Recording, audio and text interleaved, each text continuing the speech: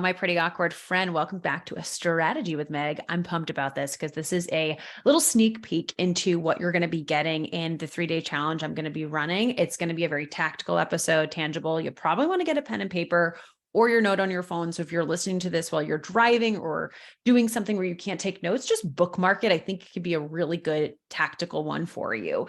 So what I'm going to go over today, and I'm going to share some numbers here, is the fourth part of day one of the 3-day training. So the fourth part of day one of the 3-day training, AKA there's a lot you're going to be learning in the upcoming 3-day challenge that I am running. This is just one little part, and I really think it's going to be so impactful for you.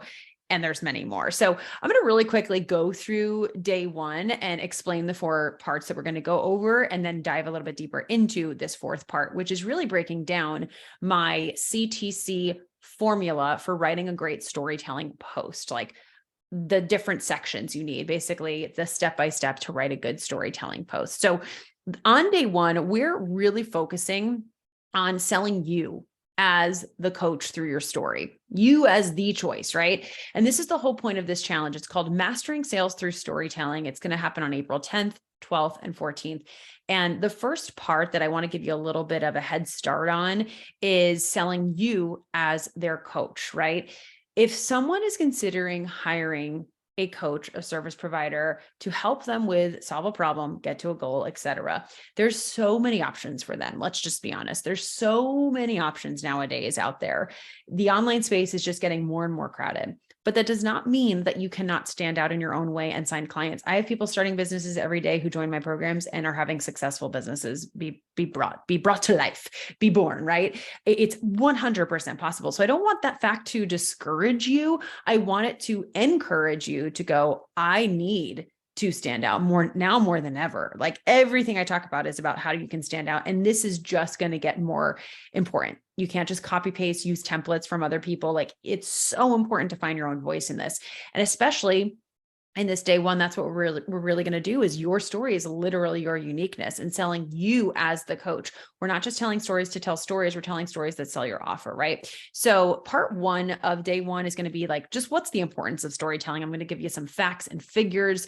I'm going to be quoting the incredible Kendra Hall, who wrote Stories That Stick, which is a book that has honestly changed so much of my life. I absolutely love it. And part two is pretty much quoting a part that she shares, which is the 4 essential components of an important story. You'll definitely get the book by the end of this challenge. I have no idea. I have no doubt if you didn't already get it. It's incredible. Then part 3 is relating it back to your offer. So I give you a couple exercises to do that, because that's so important when you're writing your story. That's the whole point. And then part 4 is my OBC formula and CTC framework to put it together. So I'll share those acronyms really quick, but again, I want to dive more into the CTC framework to help you like really get good at writing a storytelling post. So OBC stands for 1 key takeaway. That's O. B is the brain dump, and C is cut out the fluff. So 1 key takeaway, whether it's a negative or positive takeaway, a big mistake I see a lot of people make when they're sharing their story, honestly, even in educational content, even in personal opinion content. And in this challenge, I'm going to go over all the different types of content that are essential to sell your offer, but we're really honing in on the one that I think is the most important, which is storytelling. But even in educational, personal opinion, stand for, stand against, which is another word for personal opinion, any type of content, if you try to give them too many takeaways, people are going to be like, wait, what's the message here? They don't literally say that. They just get confused and tap out. Right. And I used to make this mistake so much, especially in storytelling content. I used to try to tell like 5 stories in one. I was like, it all has to be this story. And that's what's so beautiful is, no, this is a great opportunity. You have so many stories to tell. You will never, ever run out of stories, ever. Right. Like, for example, last week I shared a story about my cocktail waitressing days and how working as a cocktail waitress for 2 years really helped me get great at listening, which is such a great skill to have as a coach and a great skill to have as a marketer. So I can read between the lines and use that to create content. That's one little aspect. I have like 100+ stories from my days as a cocktail waitress that could relate back to my business. That's just one key takeaway. The key takeaway for that was how important it is to listen. Listening is such a skill to increasing sales. That's one little takeaway of so many other things I could have talked about, right? And the huge mistake we make is we try to lump all the takeaways in one. Don't do that. You have so many opportunities for multiple stories. So we're going to focus on that. And then the second part is to brain dump the whole story, like without abandon, like just free write, brain dump it all. And then the third part is you want to cut the fluff out. And this is where my CTC formula comes into play. And again, in the actual training, I'm going to give you very specific examples. I'm going to give you homework to walk through this yourself. I have a nice little graph for you, all of that. So in CTC, here's the different things that we're going to go over really quick. You need a juicy hook. That is just with everything. And I don't think that will ever die out, no matter how much changes with social media. It doesn't matter, right? Like I see this a lot on TikTok and even on Instagram. And I have fallen prey to this myself. I'm not perfect at this. I definitely slip into this sometimes, but I really, really try not to, where people will start a video off or a post off like, hey guys, just checking in. How you doing? And by that point, I'm done. I'm out. I've tapped out, right? I'm like, so not there anymore. You need to hook people in, especially if you're on an app like TikTok, but even on Instagram, if you're trying to attract new followers, if you want more leads coming into your realm, right? You want more followers, more email opt-ins, all of that. You need to remember you're talking to people who don't know, like, and trust you. If I started a video like that on my page and my goal was to just connect with my followers who already know, like, and trust me, that's fine, right? I start a live and I'm like, hey guys, so excited to talk about blah, blah, blah. Let's dive into it. That's different. That's a live on my page. The goal of a live is not to attract new followers. Like, that's not my goal. But if it's like a reel that you really want to go viral, or you want it to maybe not go viral, but definitely pick up traction and bring in new followers, right? It's a piece of content with a purpose to attract new leads. If you start it like that, they're already tapped out. They don't know you. They have no reason to keep listening, right? So a juicy hook, something that really hooks people in. The next part, how you felt or what you were experiencing before the moment occurred, making sure it's what your client is actually feeling, experiencing. And I talk about what the moment is in part 3. So basically we help you in part 3 of day 1, pick a moment that is your key takeaway, something that was like, whoa, this changed everything for me. It was that moment, right? And it has to relate to what your client's feeling or experiencing. Otherwise, it's just, again, it's going to be a great story, but it's not going to relate to them. It has to relate to them. Then what was the moment? So we got the juicy hook, how you felt before experiencing the moment. What was the actual moment that kind of woke you up to make a change? Then the part of your framework that helped you experience the transformation that you're going to say in this next part. And that's so, so important, because this relates it back to your offer. And this is a piece people skip. They do the before, the moment, and then the after, but they don't actually share what was the thing that got them to the after, the framework, right? That's the bridge. You're bridging the gap here. Then after, what was that mini transformation it led to? Or if this is a specific part of the framework, and then what's the big transformation it eventually led to? So maybe it's like one of your mini transformations. I'm going to use one of mine. One of your mini transformations in my program is helping you create really clear messaging for your content, like really, really clear, so that you become known for something. So people start to come back to your page because they know that they can expect a certain thing that's going to help them, a certain message, a certain piece of content that's going to help them move their life forward, their health forward, their business forward, whatever it is that you help people with, right? And it's just that's my piece. I'm talking about content right now. Now, content's not the end goal, right? If we were just creating content to create content, I mean, that's fine, but we're here to make sales and to help people and to sign clients and to build businesses, right? So the mini part could be the content, my CTC formula. This is going to help you write sales posts with such confidence that actually results in client inquiries. And you could say, after I started to implement the CTC formula over and over and over again, my client inquiries went up. And before I knew it, I was booked out and I was making consistent 5K months. I couldn't believe it. I was able to quit my job. I was able to go all in. I was able to start scaling, right? That's the bigger transformation of the program, right? So that's just an example. After that big transformation, how you felt and what you experienced after the mini transformation or big transformation. Again, it has to relate to what your client is desiring. And all of this, as you're hearing this, you're probably like, man, I got to know a lot about my client. Yeah, you do. You've got to know about your client. I think a big a big thing. So many people, I see it happen even in like masterminds I've been in and my own sometimes, and even with my own self occasionally. We take for granted our ideal client. We think we know them like the back of our hand. Oh, I know that. I don't have to dive into that. I've done it. I've created a client avatar, Megan. I don't need to do that work. I see that happen a lot when people come into my program. If they've had a lot of experience or they've sold different offers, but they know they need the foundation, they almost want to skip ideal client because they've done ideal client worksheets, they've done ideal client exercises, etc. And something always clicks when they finally let go and they surrender and they go through the work and they do it. Something breaks through, because we can never know too much about our ideal client. Never. And you have to always have that beginner mindset. You can't think that you know enough. Oh, I just know enough. I don't need to learn, right? I was actually just interviewing one of my incredible former clients and just really good friends, Isabella Sanchez. She's going to be on in a few weeks.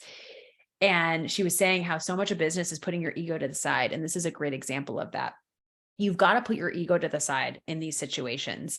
I have built a business that has brought in over 3 million in sales and in revenue. And I still do market research. Now, one could say, don't you know your person by now, Megan? Don't you know your client? You've sold this program how many times? It's brought in, the program alone that I'm referring to, that I'm using this example, has brought in over $1 million. Like, you should know your person. And I would say to you, yeah, I do know my person, but I also know that the more and more experienced I get, the more and more removed I get from their experience, because I'm not at the beginner stage anymore. So I always want to have, what is that phrase? You guys know I'm so great at phrases. My hand on the pulse. Is that it? You know what I mean? Like, I always want to have a pulse check. I don't know if I'm using this correctly, of where they're at. I want to make sure I know what's going on. Like, have things changed? Because well, yes, a lot of like human nature doesn't change with society, with the economy, with things like COVID, with huge world events. People do change, things change, priorities change, desires change, goals change. I mean, in 2020, there was the big resign. So many people quit their jobs. It's why the online market boomed. There were so many things that change. That's going to change people's behaviors and thought processes. So I know it is my job to put my ego to the side and not pretend I know everything about my client. I got to go back and I got to learn them again. And I got to get on calls and I got to be in my DMs and I got to go into Facebook groups and I got to learn what they're asking. And I never let myself get lazy with this. I should say not never. When I find myself getting lazy with it and I'm struggling with content and I don't feel like things are converting, I go, have you done that in a while? Have you actually put your hand on the pulse? Okay, I'm really butchering this right now. It's fine. It's fine. We're doing it. It's all good. Have you done that? And 9 times out of 10, no. And I go back to that. And I did that a lot the last few months. And man, it is helping me so resonate. My people are resonating with my content so much so that I just shared this, I think, in the last episode, but I just, again, as of yesterday, I had one person message me yesterday and one person messaged me this morning before I got on to record about one-on-one coaching inquiries. And it just shows, like, they're like, I know what you're launching is not for me because I'm light years ahead or whatever it is, but I'm really interested in working with you. And I just, again, I can't tell you, when you are really speaking so clearly to someone and your message is so clear, even people who aren't in that camp will be like, wow, that was really good. That was really smart. I think I need help. I wonder if they help people in my stage. They're going to reach out. I promise you. I promise you. In fact, something that we've been doing with Sosa, which is really wild, something we've been doing with my messaging with Sosa is we have decided to say the tagline is helping online coaches book out their one-on-one coaching, because in 4 months, I don't want people to try to book out a ton of different programs. I want them to really pick one. And so we decided to do that because the majority of the people who I've worked with when they're in their first few years are starting with that one-on-one. And I recommend they do, right? Book that out, get solid, don't jump around, then go to a group. And I think I started, I hope I did. So because I don't want to, be scrolling back too much. Oh, nope, that wasn't it. Hold on. I had 2 people message me. I mean, I don't need to read the exact message, but in a row, it was so wild. I had 2 people message me and saying, "Hey Meg, I'm considering SOSA. I joined the wait list. But I'm wanting to create and launch and sell a group coaching program. Can this program still help me?" And I was like, wow, it already is working, like really getting more specific and saying, helping you book out your one-on-one coaching is already helping, is already working, because I had 2 people who are wanting to book out group coaching. And they said, "Hey, I'm considering joining, but I want to know, does this also work for groups?" And the whole point of it is to help people create, launch, and sell one offer, whether it's one-on-one, whether it's group. We want you to focus. We want you to focus on one client, one offer, right? This is not my mastermind where we're throwing a bunch of different stuff and building out your expanded product suite. This is for people in their first few years who really want to book out one offer. And so I said, yeah, totally, 100%. You definitely can use it for that. And so that just made me go, wow, we are on the right track. And that is just one reason I want to share that with you, is that's a prime example of like, quote unquote, niching down didn't hurt. It actually helped. It actually helped. Like the specificity sometimes can really help. So anyway, I kind of got off on a tangent there, but I hope that helped. So I'm going to go. And then the last part of the framework, the CTC, is content. It stands for content that converts to clients. Very, very fancy, right? Remember, I've told you in frameworks, you don't need fancy names. It's just got to make sense. The last is a CTA, a call to action to apply for your offer or join your email list if you're in a building season, but you got to have them do something. Or it could be comment below, or it could be save this post or share this post, whatever it is, just tell them something to do, right? So again, you need a juicy hook, something that stops their scroll. And when you're thinking of juicy hooks, I want you to really, well, 2 things. I want you to be honest with yourself when you're writing out some ideas and go, would I actually stop my scroll for this? Like, is this something that would make me perk up, right? It should be a little bit like dramatic. It should be. And I'm not saying clickbaity, like we're not like trying to, we're not doing that. We're not telling people they're going to get something and not giving it to them. But in a sense where clickbait titles get you to click, how can you do that, right? How can you do that with being honest? There's a way to do it. Something that I've been doing for years that I recommend you do, if you didn't already start this, is I have a running document. My SOSA students get it. They get this document. It's subject lines, and it's basically, I think it's just subject lines. And mostly it's email subject lines. For the last like 4 or 5 years, I have been adding to this document of subject lines that I actually want to open in my email inbox that stopped my scroll and made me go, huh, that's good. And I copy paste them to the stock. And that really gives me a lot of inspo. And I can go back there and go, okay, what about this really stopped my scroll? I'm going to make my own version of that. And that really helps. Right. But usually it's usually something to do with the end result or the moment. Right. So within this framework, we said there's going to be a moment that occurs, or there's going to be some result, usually, and there's going to be some result, some transformation. It's usually going to be one of those 2 things, because the moment is just like, oh, scandalous, like gets people's attention, and the transformation is what they want. So those are 2 things that could really spark people, right? So for example, when my husband and I were sharing our separation reels, this is not the best example because we weren't selling anything. Although I did have people from those reels end up joining my program, which was interesting. But it was like our separation story, part 1, boom, right away, we're talking about separation, right?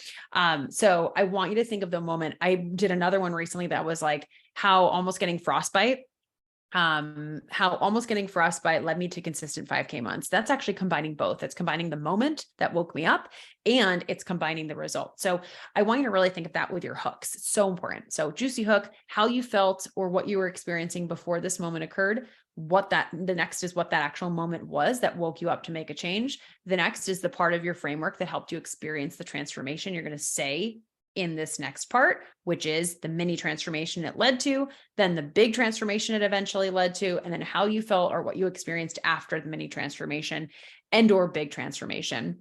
And then the call to action to apply for your offer or join your email list.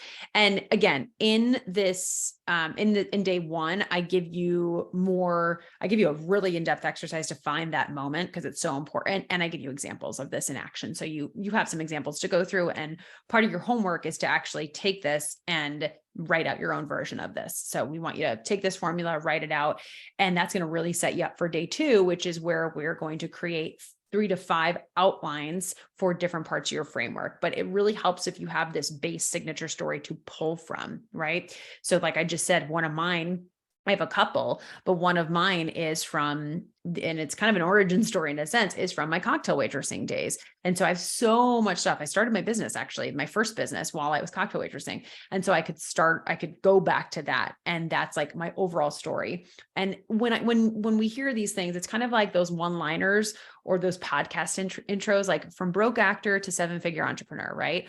Or, like Jenna Kutcher, she's great example of this. She's, I think I don't, it's not exactly this, but she says something like, from buying a $300 camera to now this multi 7-figure business, something like that. I'm not saying it exactly, but when I hear the $300 camera, I always think of her. So remember, like, these are things that can, again, keep you top of mind. I talk about how I was a broke actor, how I was a cocktail waitress, and now I'm a 7-figure entrepreneur. Like, all of these things are going to keep you top of mind, and it starts now. And my friend, I tell that story constantly. She tells that story at the beginning of every podcast episode. It's the podcast intro. People aren't sick of hearing it. They don't think it's repetitive. They don't think it's redundant. They want to hear it. It reminds them of how far that she's come. It reminds them of how far I've come. It reminds them of the transformation and the journey it takes. So please, please, please do not think you're repetitive, redundant, or boring. You are going to be repetitive. You are going to be redundant, but it's good. It's actually very good. This is the thing we got to get past. Redundancy and repetitiveness is so good for business. Like, we got to embrace it. People need to hear things. I quote this in one of the days. I remember screenshotting this for one of the slides it's the rule of 7. They have to hear something 7 times before they'll consider making an investment. And that number has probably gone up. This was quoted from a few years ago. I'm sure that's gone up nowadays with all the distractions that are thrown our way. I promise you, it is so important to repeat yourself. And that's exactly what you're going to do with your story. And it is hands down the fastest way to increase your sales, because it differentiates you from everyone else. Your story is what they're going to remember. That's what they're going to hook. That's what they're going to link with you. So I'm so pumped for this challenge. I hope this was a nice little sneak peek and starts to help write down that formula, start using it in day 1. You're going to get all of those steps. You're going to be able to figure out the moment. We have a whole exercise for that, the great components of a story. So you know exactly what you need in your story and why you should really buy into this. I'm sure you already have, but we're going to start off with that. It's going to be pretty quick, but we're going to start off with that on day 1. Make sure you go to the link in the show notes to register. Again, it's called Mastering Sales Through Storytelling, happening April 10th, 12th, and 14th at 1 p.m. EST. I'm so pumped for you to start using the CTC formula. Message me, let me know how you like this, how this helped you, and I will see you inside the challenge. And of course, I'll see you on the next episode.